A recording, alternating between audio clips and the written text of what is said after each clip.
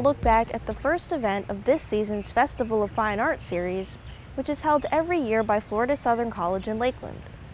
Jeff Benatar, the director of jazz studies at the college, spent months assembling the program, which features the music of pianist and composer Hank Jones.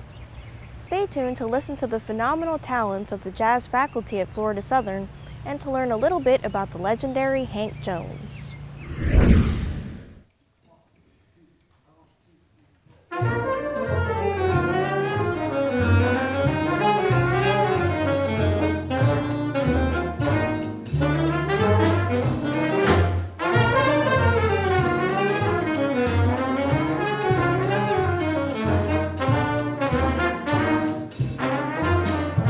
I'm Dr. Jeff Benatar. I am the Director of Jazz Studies and the Coordinator of Music Management here at Florida Southern College, which means I am basically in charge of all of the jazz studies curriculum that we do here. I started playing the piano when I was in kindergarten. I'm the oldest of 4 children, and so finding a teacher that matched well with all of our different personalities was tough. So I actually had 8 different piano teachers, K through 12. But by the time I got to high school, I found some really good ones. So that's how I started with piano. But I was also involved in the band program growing up. I started clarinet in the 5th grade and finally was able to convince my grandparents to throw in a saxophone by the time I got to high school, because by that point I was pretty interested in jazz. And so I played both piano and saxophones, clarinet, in high school and a little bit into college, and then at a certain point I realized I couldn't practice all of the instruments every day and go to all my classes, so I decided to stick with piano once I got to college, and the rest is sort of history.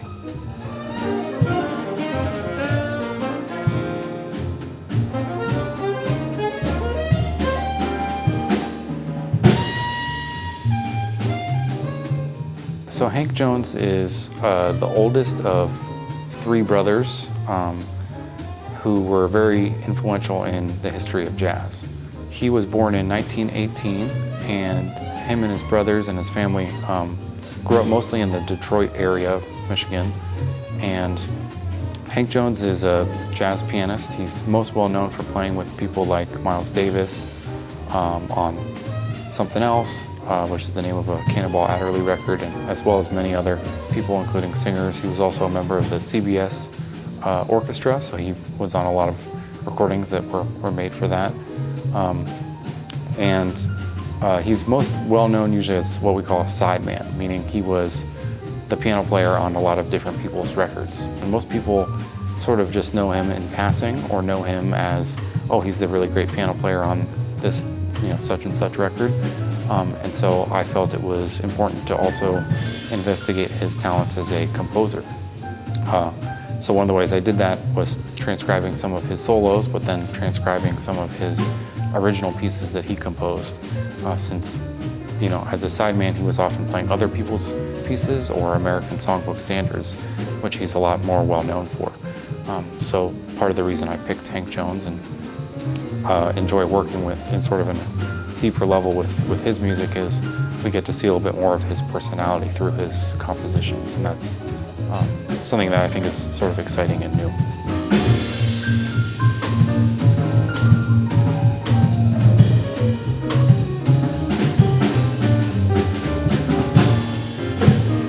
Originally, I found a recording called Lazy Afternoon from 1989, which is Hank Jones's, I think it's a quartet recording, and a lot of the pieces were on that particular recording, and I really liked it. I thought it was really cool.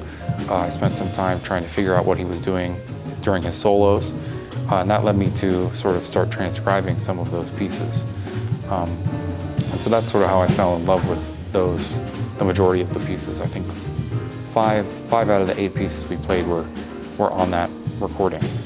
That's sort of how I started the project.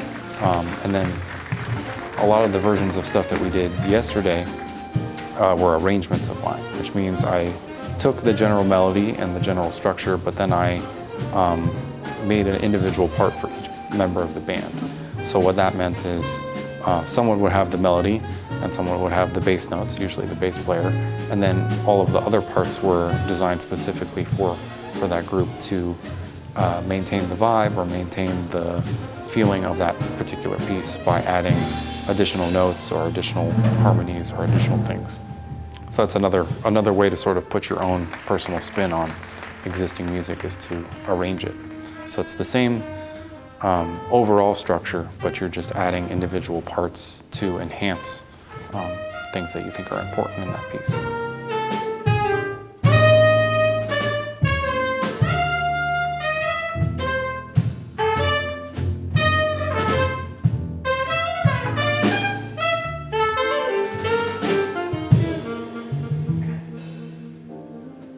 We actually only had one rehearsal, so what happened was I created notation or found notation for all the pieces that I wanted to play, and then I emailed it to them, and we all showed up for about an hour and a half and read through all of it and talked about how we want to order things and who wants the solo on what piece. And so we did one rehearsal like that, and then the day of the concert we met again, ran all of the melodies to make sure we all were on the same page.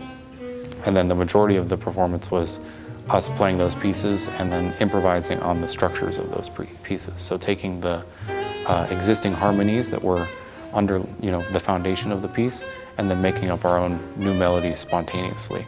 A lot of the preparation was done individually, either by us listening to the recordings on our own, or us analyzing the music or thinking about different things or trying different things sort of in our own practice spaces.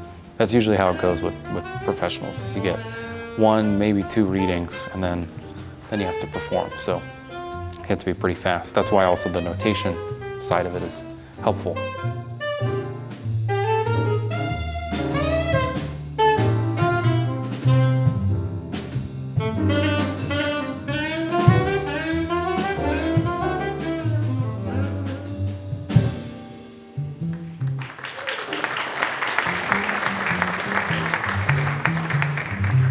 So there's a few different analogies that a lot of people like to use for improvisation, and one that I think is especially poignant is the idea of language, right? When we're speaking, we're improvising what we're saying, right? We don't know. I didn't pre-plan, I didn't write out what I was gonna say in today's interview, right? So that's sort of like improvising. And jazz, or musical improvisation is often like that. There's some sort of pre-designed set of vocabulary, right? There are certain words or phrases that we know, that we've memorized or learned over time, and then they go within a certain context or within a particular idiom.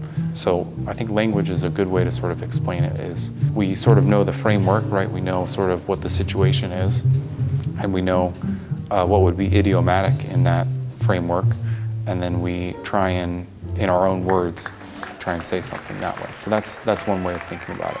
The other way of thinking about it is from a very technical, sort of theoretical perspective, which is there are certain harmonies and certain scales and certain patterns that over time we've practiced or we've worked out or we've rehearsed in some situation, and we're able to insert those along with our own ideas that connect them in order to create a unique musical statement. So that's sort of what improvising is, but everyone only has 12 different pitches, and so finding which rhythms and which ways and which accents and when to play them is sort of a process that every jazz musician goes through to figure out their own personal way of explaining the same thing.